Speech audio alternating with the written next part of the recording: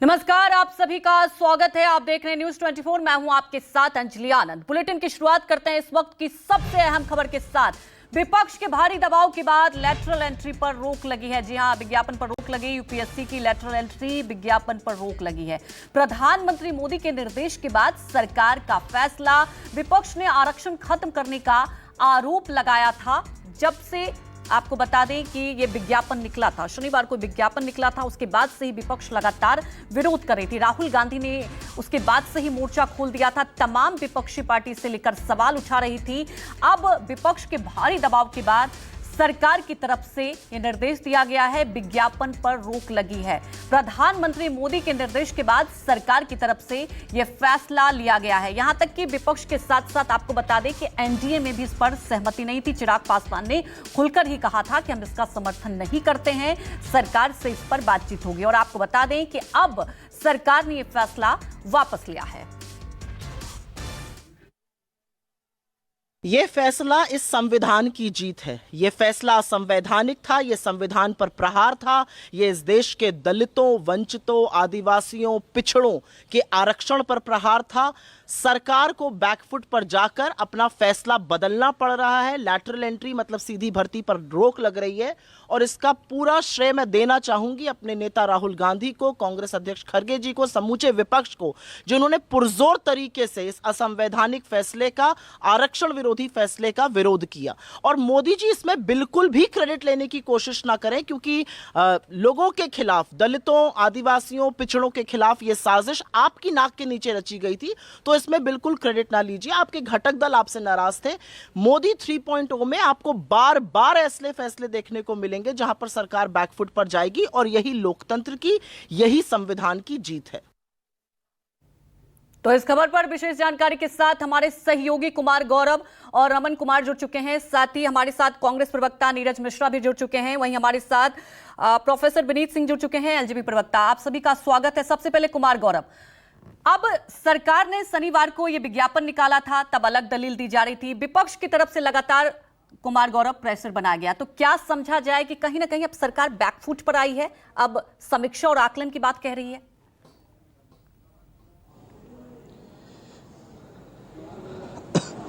देखिए, बिल्कुल जिस तरह से डीओपीटी मिनिस्टर का लेटर यूपीएससी के चेयरमैन को लिखा गया है, उससे ये साफ है कि सरकार इस मुद्दे पे बैकफुट पे आ गई है। इसमें कहीं कोई दो राय बिल्कुल नहीं है, क्योंकि डीओपीटी मिनिस्टर ने ये पत्र लिखा है यूपीएससी के चेयरमैन को कि जो भर्तियां आपने लेटरल एंट्री की निकाली हैं, प्रधानमंत्री के निर्देश के अनुसार उसको रद्द किया जाए। क्योंकि एक लाइन उसमें खास है जो मैं आपको पढ़कर सुनाना चाहता हूं। उसमें लिखा है कि प्रधानमंत्री का विश्वास है कि लेटरल एंट्री हमारे संविधान के सामाजिक समानता, न्याय के सिद्धांतों के समान होनी चाहिए, विशेष रूप से आरक्षण के प्रावधानों के संबंध में।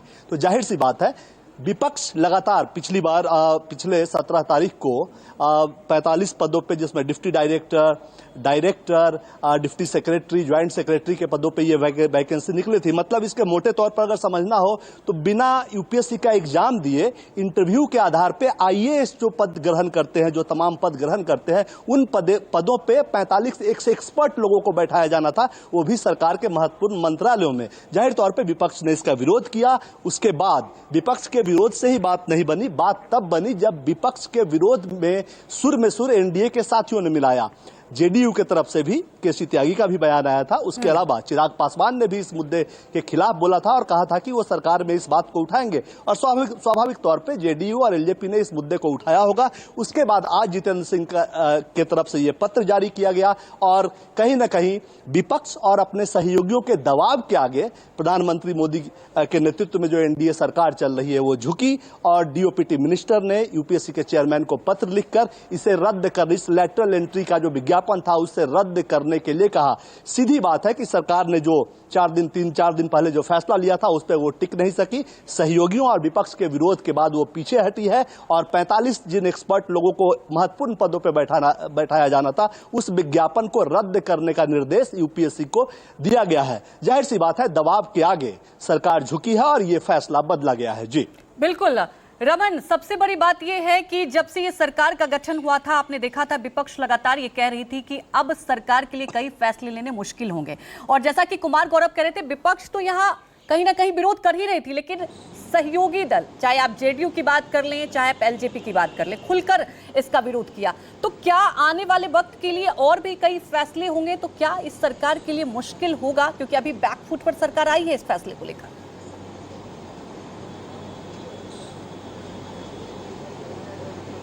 देखिए, पिछले 10 साल के बाद जब ये सरकार बनी नरेंद्र मोदी की अगुवाई में, तो बहुमत का आंकड़ा नहीं था सरकार के पास। बहुमत का आंकड़ा एनडीए में शामिल जितने भी दल हैं, खासतौर पर जेडीयू और टीडीपी के समर्थन के बाद ये सरकार चल रही है। उसके बाद से ही अंदाजा लगाना मुश्किल नहीं था कि सरकार को ऐसे फैसले लेने से पहले अपने सहयोगी दलों से विचार विमर्श करना पड़ेगा। लेकिन सरकार ने ऐसा फैसला लिया, इतना बड़ा फैसला लिया कि उसे 7 दिन भी उस फैसले पर टिक नहीं पाई और सरकार को 2 से 3 दिन में उस फैसले को वापस लेना पड़ा। सरकार को ये कहना पड़ा कि प्रधानमंत्री के दखल के बाद इस फैसले को वापस लेना पड़ा है। तो क्या जब भी सरकार ने निर्णय लिया था उस वक्त प्रधानमंत्री को जानकारी नहीं थी? ये अपने आप में सबसे बड़ा सवाल है, क्योंकि जब लगातार राहुल गांधी, मल्लिकार्जुन खड़गे ट्वीट करके आरक्षण का हवाला देकर इस फैसले पर सवाल उठाते रहे। कांग्रेस पार्टी के सहयोगी जितने भी दल हैं वो सवाल उठाते रहे और सरकार की मुश्किलें तब बढ़ती दिख रही थी जब एनडीए में शामिल दल, एलजेपी हो, जेडीयू हो, उन दलों ने भी सरकार के इस फैसले के विरोध में अपनी राय रखनी शुरू की और कहा कि सरकार से हम इस पूरे मसले पर विचार विमर्श करेंगे। अब सरकार को इस फैसले को वापस लेने के बाद सवाल उठता है कि इससे पहले जितनी भी नियुक्तियां हुई है उन नियुक्तियों पर क्या सरकार कोई निर्णय लेगी, क्योंकि लेटरल एंट्री का मतलब होता है सीधी भर्ती। जो एक्सपर्ट है प्राइवेट सेक्टर्स में, उनकी नियुक्ति पर सरकार ने ऐसा फैसला लिया था, लेकिन अब सरकार को अपना फैसला वापस लेना पड़ा है। जी बिल्कुल रमन, सरकार को फैसला, और वाकई बड़ी बात है कि 1 हफ्ता भी नहीं लगा और सरकार को फैसला वापस लेना पड़ा। नीरज सिंह जी, क्या इस फैसले का स्वागत करते हैं? जो विपक्ष ने दबाव बनाया वो क्या आपको लगता है कि कारगर हुआ? और अगर लेटरल एंट्री की बात करें तो आप विपक्ष के हिसाब से क्या लगता है आपको कि किस तरह से प्रक्रिया होनी चाहिए? क्योंकि डायरेक्ट राहुल गांधी संविधान को लेकर यहां पर सवाल उठा रहे थे। अंजलि जी, देखिए, जब 4 तारीख को ये रिजल्ट आया था कि इस देश के अंदर अब नरेंद्र मोदी 1/3 की सरकार बनेगी, तो ये उसी समय स्पष्ट हो गया था कि ये पिछले 10 साल की तरह जो अन्यायकाल चला रहे थे, जिसमें अपनी मन मर्जी की स्कीम थोप देते थे, चाहे वो गलत नोटबंदी थी, गलत जीएसटी था और अनेक ऐसी नीतियां जो थोपी गई थी इस देश के ऊपर, वो इस बार तो नहीं चलनी थी। और जब से ये सरकार बनी है, आपने देखा है, क्योंकि चुनाव उस संविधान को आगे रखकर लड़ा गया, इंडिया गठबंधन ने अपना पूरा चुनाव उस संविधान के लिए लड़ा जिसके लिए हमारे पूर्वज लड़ते थे। और जब उस संविधान की बारी आई तो हमने कहा इस सरकार को तो हम घुटने पर लाकर दिखा देंगे। और आज आपके सामने है कि सिर्फ 7 दिन के अंदर एक जो ये आरक्षण विरोधी नीति ये लेकर आए थे उसको इन्होंने वापस ले लिया है। और देखिए, लेटरल एंट्री की जो प्रक्रिया है वो तो पहले भी रही है। मैं आपको एक एग्जांपल देता हूं। जो बच्चे इंजीनियरिंग की तैयारी करते हैं वो बच्चे कई बार आईटीआई पहले कर लेते हैं, फिर वो लेटरल एंट्री लेके बीटेक करने के लिए आते हैं। जब वो लेटरल एंट्री से बीटेक किया करते थे तो उसके अंदर आरक्षण का प्रावधान होता था। उन सीटों के अंदर जो सामाजिक न्याय की व्यवस्था उस संविधान के अंदर दी गई है वो रखी जाती थी। और इसी बात को तो बार बार हम लोग कह रहे हैं, हम लोग इस बात को मानते हैं कि एडमिनिस्ट्रेटिव रिफॉर्म्स की जरूरत है, लेकिन उस जरूरत के साथ इस देश का जो सोशल फैब्रिक है, जो सोशल जस्टिस, दलित युवा को जान से मारा गया है, धमकाया गया है, पूरे परिवार को धमकाया गया है, एक व्यक्ति को मारा गया है और यहां कोई कार्रवाई नहीं हो रही है। जो मास्टरमाइंड है, जिसने करवाया है, उसके खिलाफ कोई कार्रवाई नहीं हो रही है। एसपी यहां के मास्टरमाइंड पर कार्रवाई नहीं कर रहे हैं, छोटे छोटे लोगों को पकड़ रहे हैं। तो वहीं देखिए, एक तरफ लगातार देश में अलग अलग विरोध हो ही रहा है, लेकिन यहाँ पे लेटरल एंट्री पर हम चर्चा कर रहे हैं। हमारे तमाम सहयोगी भी जुड़े हुए हैं और नीरज सिंह जी अब ये कह रहे हैं कि फैसला हुआ है तो कहीं ना कहीं सरकार बैकफुट पर आई है। हमारे 2 सहयोगी भी जुड़े हैं। कुमार गौरव, हम चर्चा कर रहे हैं यहाँ पर, क्या पहले से सहयोगी दलों से इस फैसले पर बातचीत नहीं हुई थी? विनीत सिंह जी से हम रिएक्शन लेंगे, पहले चाहते हैं कि आप इस पर जरा प्रकाश डालें, क्योंकि अब गठबंधन की सरकार है। तीसरे टर्म की बात की जाए तो हालात और परिस्थितियां बदली हुई है सरकार की।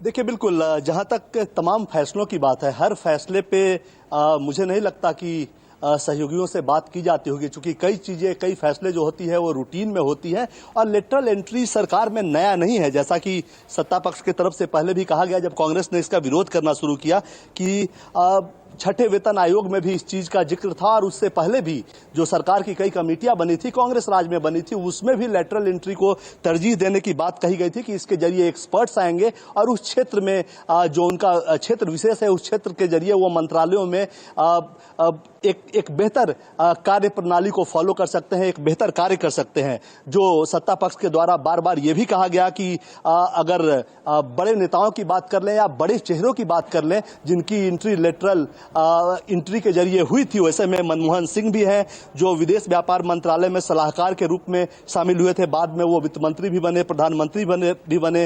रघुराम राजन ने भी लेटरल एंट्री के जरिए ही मुख्य आर्थिक सलाहकार के रूप में काम किया था, 13 से 16 तक वो बाद में आरबीआई के गवर्नर भी रहे। बिमल जलाल ने भी लेटरल एंट्री के जरिए कांग्रेस सरकार में मुख्य आर्थिक सलाहकार के तौर पे काम किया था, फिर बाद में वो आरबीआई के गवर्नर बने। सैम पिट्रोदा, कौशिक बसु, बी कृष्णमूर्ति, अरविंद बिरमानी भी लेटरल एंट्री के जरिए ही सरकार में शामिल हुए थे। तो जाहिर सी बात है, पूर्व में कई सारे ऐसे उदाहरण हैं जो कांग्रेस सरकारों में भी लेटरल एंट्री के जरिए डिफरेंट फील्ड्स के एक्सपर्ट सरकार में आते रहे और मेरे ख्याल से ये एक कॉमन साधारण सी प्रक्रिया सरकार को लगी होगी और इसलिए इस तरह का फैसला लिया गया होगा। और जाहिर सी बात है, और ऐसे जो रेगुलर फैसले होते हैं उसमें हर एक सहयोगियों को शायद जरूरत महसूस नहीं होती कि उनको भी अपने साथ फैसले के बारे में उनसे बातचीत की जाए, क्योंकि ये सरकार का रेगुलर एक वर्क कल्चर है। अगर इतना ज्यादा हर कोई पॉलिटिकल डिसीजन हो तो वैसी स्थिति में जरूर सहयोगियों से एनडीए के तमाम सहयोगियों के साथ बातचीत होती है। प्रधानमंत्री भी बात करते हैं,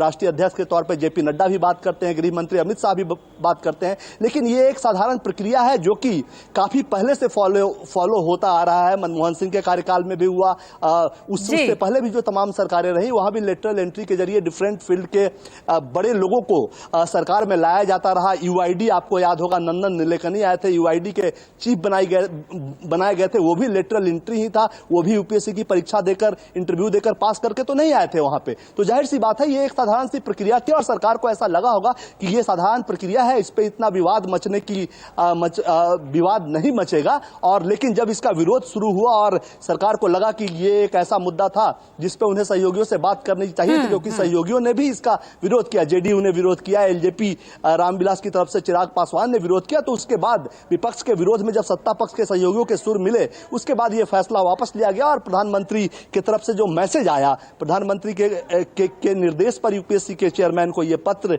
जितेंद्र सिंह ने लिखा है, जो कि डीओपीटी के मिनिस्टर है, और उसमें उन्होंने कहा है कि सरकार की तमाम बहालियों में आरक्षण और सामाजिक जो नियम कानून है उसको फॉलो करना चाहिए। तो इससे कहीं ना कहीं लगता है सरकार इस मुद्दे पे जरूर बैकफुट पे आई है। लेकिन हाँ, ये बात जरूर है कि ये सरकार के अंदर की एक साधारण सी प्रक्रिया है जो इससे पहले भी तमाम सरकारों में चलती रही है। कुमार गौरव, और वजह रही होगी कि इस वजह से सहयोगी दलों ने भी विरोध किया है और यही बात है। वहीं हमारे साथ विनीत सिंह भी जुड़े हुए हैं। विनीत सिंह जी, सबसे बड़ी बात यही है, क्या आपको लगता है कि सहयोगी दल के साथ चर्चा होनी चाहिए थी? चिराग पासवान ने खुलकर इसका विरोध किया और विपक्ष लगातार संविधान को लेकर यहां पर सत्ता पक्ष पर आरोप लगा रही है। लगातार चिराग पासवान ये कहते हैं कि सरकार के हर फैसले के साथ हम साथ हैं। तो क्या ये डिस्कस नहीं हुआ था? क्या ये सहयोगी दल का दबाव ही है जो सरकार बैकफुट पर आई है? अंजलि जी, आशा है मेरी आवाज आ रही होगी। जी जी। देखिए, मुझे लगता है कि एनडीए में कोई भी निर्णय लिया जाता है तो सबकी सहभागिता होती है और इसी कारण ये हुआ कि विज्ञापन को रद्द कर दिया गया।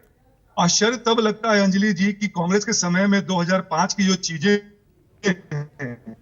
जिसके तहत कुमार लोग उसको हम और पारदर्शी तरीके से करना चाहते थे। हालांकि उसमें आरक्षण का प्रावधान होना जरूरी था जिसको कि सरकार संज्ञान में लेगी, लेकिन पारदर्शिता होने के लिए हमने ये एडवर्टीजमेंट जारी किया था या जो एक्सपर्ट होंगे उनको अपना क्रेडेंशियल भेजने की बात कही गई थी। तो इसमें मुझे लगता है कि विपक्ष को ज्यादा खुश होने की जरूरत नहीं है, क्योंकि ये जो प्रावधान है उन्हीं का लाया हुआ है।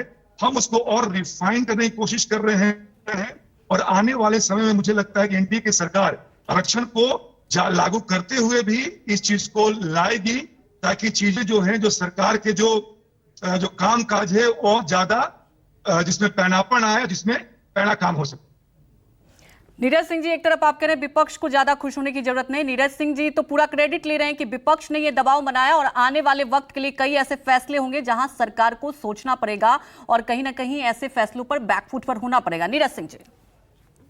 अंजलि जी, वैसे मेरा नाम नीरज मिश्रा है, लेकिन what's in the name Shakespeare ने कहा है। बाकी मोटी मोटी बात तो ये रही, देखिए ये एक पूरा सोशल डिजाइन है। आप समझिए, क्योंकि विनीत सिंह जी शिक्षाविद हैं, ये जानते होंगे कि कैसे यूनिवर्सिटीज के अंदर आज एडहॉक के माध्यम से या टेम्पररी भर्तियों के माध्यम से टीचरों की भर्ती की जाती है। आप समझिए उसके पीछे क्या मंशा थी सरकार की, क्योंकि जब आप टेम्पररी भर्तियां लाते हैं, आप एडहॉकिज्म करते हैं, आप लेटरल एंट्रीज लेके आते हैं, तो आप उस आरक्षण के ऊपर सीधी चोट करते हैं। और ये डिजाइन उस आरएसएस का रहा है जहां से नरेंद्र मोदी जी अपने लिए इंस्पिरेशन ढूंढते हैं। तो आरएसएस की जो मंशा शुरू से रही इस देश के अंदर आरक्षण को खत्म करने की, जो इस संविधान ने बचा कर रखा है, ये उसके ऊपर बार बार चले जाते हैं। और मोटी मोटी बात ये है, बार बार आप पुरानी लेटरल एंट्रीज की बात कर रहे हैं, तो इस देश के अंदर वो एक चीफ इकोनॉमिक एडवाइजर की पोस्ट हमेशा ऐसी रही है जिसके अंदर लेटरल एंट्री होता था, क्योंकि आपको एक स्पेशलिस्ट चाहिए देश की इकोनॉमी को चलाने के लिए। और आपने देखा पिछले 10 साल में जब आपके पास एक स्पेशलिस्ट नहीं था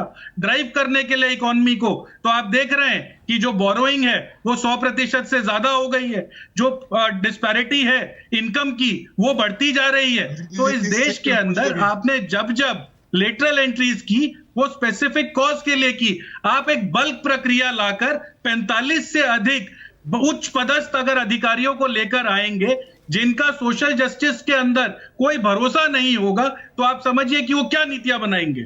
नीरज जी, सवाल तो यही उठता है ना कि जब यूपीए सरकार के वक्त भी ऐसा हो रहा था, तब कहीं ना कहीं देखिए संविधान पर हमला नहीं हो रहा था। विनीत सिंह जी, वक्त की कमी है, जल्दी से आप एक लाइन में रिएक्शन दीजिए, वक्त की बहुत कमी है, जल्दी से।